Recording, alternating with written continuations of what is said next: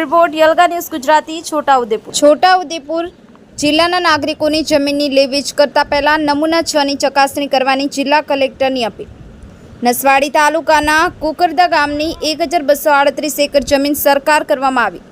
છોટાઉદેપુર જિલ્લાના નસવાડી તાલુકાના કુકરદા ગાતે વિકાસ કામોની ચકાસણી કરતા ઠાકોર રણધીરસિંહ ચંદ્રસિંહ દ્વારા ખેતીના ઉપયોગની જમીન 22 ટુકડા કરી લોકોને વેચી દેવામાં આવી હોવાનું જાણવામાં આવ્યું છે, જેની જાણ જિલ્લા કલેક્ટરને થતાં જ કાયદાની જોગવાઈ અનુસાર નોટિસ ફટકારવામાં આવી, પરંતુ સામા પક્ષવાળા દ્વારા સમય મર્યાદામાં જવાબ આપવામાં આવ્યો નહોતો, જેને ધ્યાને લઈ 1238 એકર જમીનને વિના વળતર તમામ બોજાઓમાંથી મુક્ત સરકાર કરવામાં આવી હતી। રિપોર્ટ યલગા ન્યૂઝ ગુજરાતી છોટાઉદેપુર। કુકરદા ગામની અંદર વિકાસી કામોની ચકાસણી કરતી વખતે આપણા ધ્યાનમાં આવેલું કે ત્યાં જમીન ટોચ મર્યાદા ધારાથી વધારે જમીન ધારણ કરતા હોય અને એ જમીનનું ગેરકાયદેસર વેચાણ કરેલું હોય એવી જમીન ધ્યાને આવેલી છે।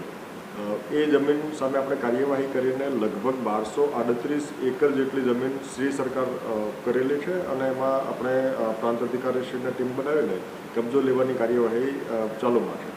મીનવાઇલ આપણા ધ્યાને આવેલું કે આ સિવાય તત્કાલીન જે કબજેદાર હતા એમની અન્ય જગ્યાએ અન્ય 10 ગામોની અંદર જગ્યાઓ જમીન ધારણ કરે છે અને એ જમીનોમાં પણ આ મુજબની કાર્યવાહી કરવાની થાય છે।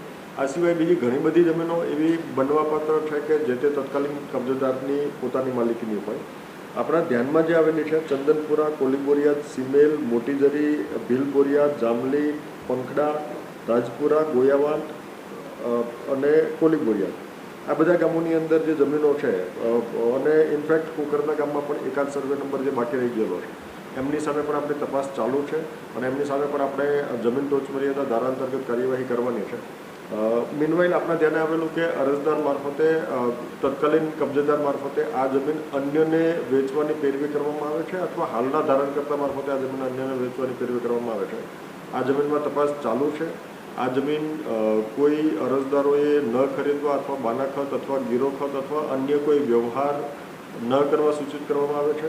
જે જમીનો આપણે ધ્યાનમાં આવે છે એમાં આપણે નોંધ પણ પાડી દઈએ છીએ કે જેથી આ પ્રકારના ટ્રાન્ઝેક્શન ન થાય, પણ આના સિવાય અન્ય કોઈ જમીન હોય ત્યારે એમની ઉત્તરોત્તર 6 નંબરની નોંધ ચકાસીને ત્યાર પછી જ જમીન ખરીદાય, જેથી કરીને ભવિષ્યમાં કોઈ છેતરપિંડી થવાનો પ્રશ્ન ઉપસ્થિત ના થાય।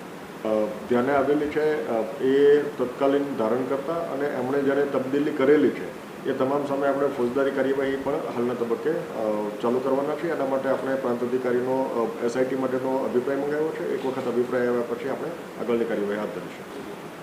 જે જમીન તત્કાલીન ધારણકર્તા હતા ઠાકોર રણધીરસિંહ, એમના દ્વારા આ જમીનના ટુકડાઓ જે ટોચ મર્યાદા ધારાનો ભંગ ન થાય એ રીતે સિફતપૂર્વક ટુકડાઓ પાડીને એક જ પરિવારના પ્રાથમિક રીતે જણાઈ આવતા સદસ્યો દ્વારા ધારણ કરવામાં આવેલી છે અને અલગ અલગ 22 ટુકડાઓ આ મુજબના પાડ્યા છે, જેમાં તમામમાં 45થી લઈને 48 એકર જમીન એમણે લીધેલી છે, જેથી કરીને ટોચ મર્યાદા ધારાનો ભંગ ના થાય, જે સ્પષ્ટ રીતે દર્શાવે છે કે એ એમણે ક્રિમિનલ કાવતરું કરીને આ જમીન પચાવી પાડવાની કોશિશ કરેલી છે। આથી એમના વિરુદ્ધ ફોજદારી કાર્યવાહી પણ હાથ ધરવામાં આવશે।